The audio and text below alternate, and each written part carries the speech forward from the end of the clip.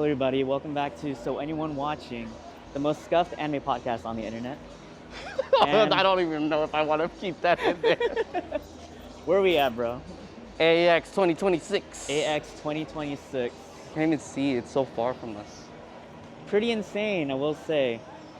But It's really I say loud. we just get straight into it, yeah? Hopefully it's not too loud for them to hear, but Yeah, we'll see.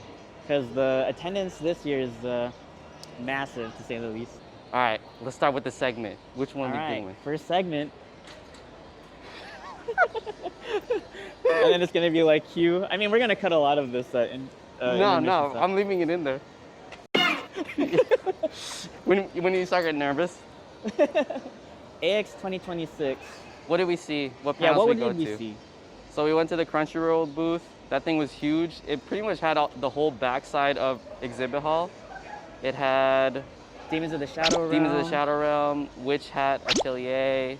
They had a dubbing booth, which was actually really interesting. That was cool. Never seen that before. But they also, I think what I noticed the most was they have a lot of booths with Gatcha games. So Wuwa, Yeah. Weathering Waves, Nikkei, Chaos Zero Nightmare, Arc Knights Enfield. Dude, of I think course, the Hoyo. Gacha games were like everywhere. They're pretty much dominating the exhibit hall this year. What else did we see? Square Enix. Square Enix booth. Yeah, the Square Enix booth. They always have a booth here though. Yeah. What else did we see though? There was, we didn't get into it, but there was an Evangelion one. 30th anniversary for something. Oh, did they? Oh. Right here, bro. Oh, Well, Toho. Yeah, Toho. Oh my The god. Free Ren, you know. There's so many cool animes that were there. JJK, JJK. My Hero Macadamia Nuts. We got a free thing there. My nuts. Let's see, there was a lot actually. It's hard to recollect all, but there was a It's lot of cool overwhelming. booths, I will say. It's pretty overwhelming. Now I'm just trying to remember everything we saw. I mean, honestly, there's so much, but I will say, I feel like this year, a lot of the booths really stepped their game up, so. Booth-wise or entertainment-wise? I say both. There was a lot less booths for the exhibit hall, but after 2021, I think they started upgrading everything. Oh, yeah, Because yeah. before the COVID, how about we say BC for before COVID? Okay. So BC. For like before Christ and after Christ. Before COVID. We getting religious on Before COVID, the exhibit hall was packed with different panels and booths. And then after COVID, it became more spread out, but they're investing more in their booths. There's like a lot of interactive things, especially the voice acting stuff. Oh, yeah. Sorry. That was actually the first time seeing that at a AX. Yeah. You know, I don't know if they've ever done that before, but. Yeah. Dude, Yeah, it's actually pretty surprising because they invested a lot of money into a lot of the booths. Yeah. A lot of the interactive stuff. I think that's like a lot different than most of the times I went, but in reference, I haven't been to a con or AX con in like almost 10 years, so it felt a lot different in a lot of good ways, but then also some pretty bad cons, but we'll get into that later. What about the West Hall? Because Exhibit Hall had a lot of good booths, but also the West Hall, interestingly enough, even though it wasn't as anime centered. a lot of gaming stuff. Yeah, a lot of gaming stuff. But I think it was that's still essentially very what it was. interactive. There's a lot of really cool booths. Yeah. Ones that we discovered as well. A lot of card games. Yeah. They still have everyone trying out different, like new and upcoming card games. They have Ultra Pro. I don't know if they had that a while ago, but they probably did. But I was thinking they would have been in the exhibit hall as opposed to like the West Hall. And then I think BC, the Artist Alley, was still in exhibit hall, and now it's all the way in it's all the way in the basement. It's called the Kentia. Honestly, I didn't even catch the name. The But Kentia Hall, and it's in the garage area. I don't The remember. underground Do you area. think this year the Artist Alley is bigger or smaller than it used to be?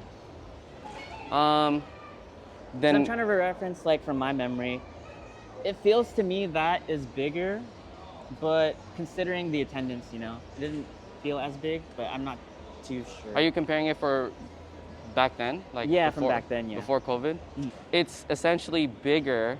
they did this thing this year where they made signing up to have a booth at the artist alley more like a raffle ticket where it's randomized, and they took out a lot of artists. I saw this online. Yeah. For room for card resellers and Temu booths.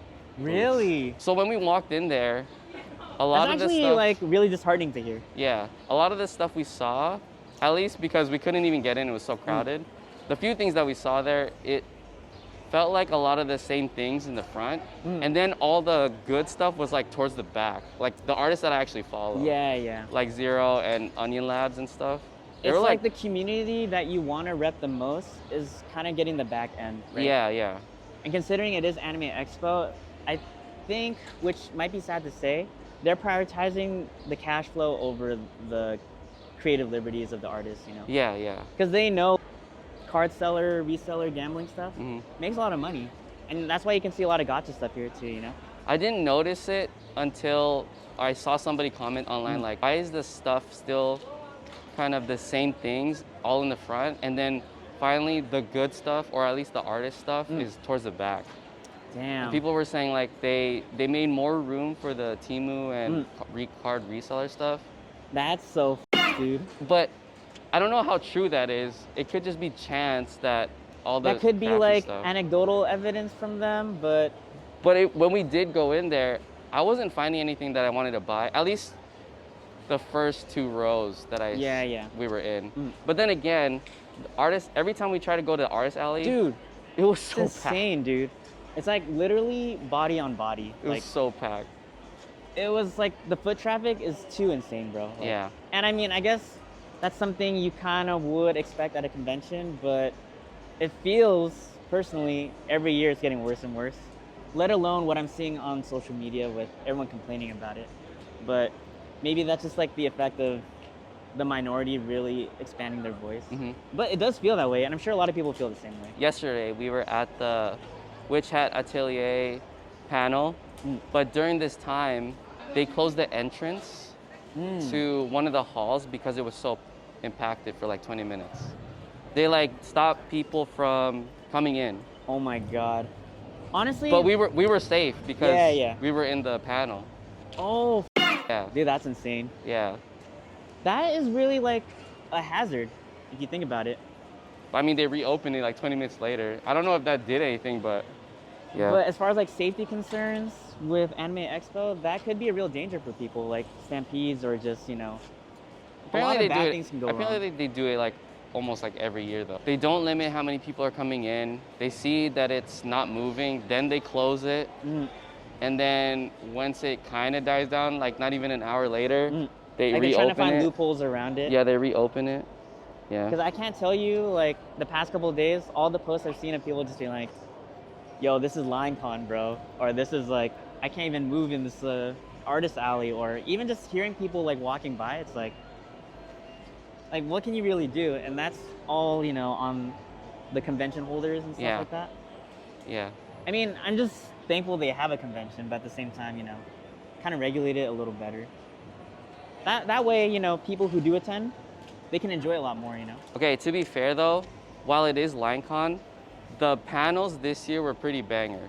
So Panels were amazing. To name a few, Witch Hat Atelier, the Yoshitaka Amano.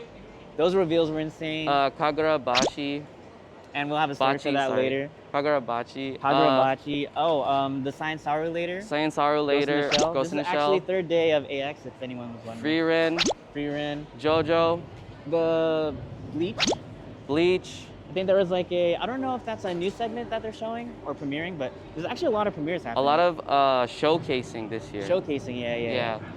It seemed like AX transformed. It seems more like the big companies are trying to showcase their new stuff or their biggest things, biggest that's actually hits. a good point, because back then they didn't. Yeah, back then it was more about the experience, like what you're doing at the booth. Yeah. While there is more interactive stuff in these booths, it just seems like it's just to promote like the new stuff.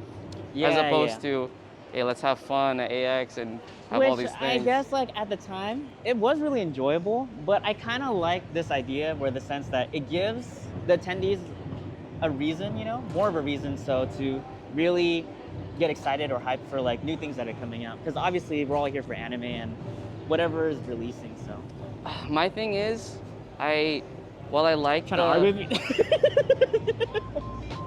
I don't know if it's a hot take, but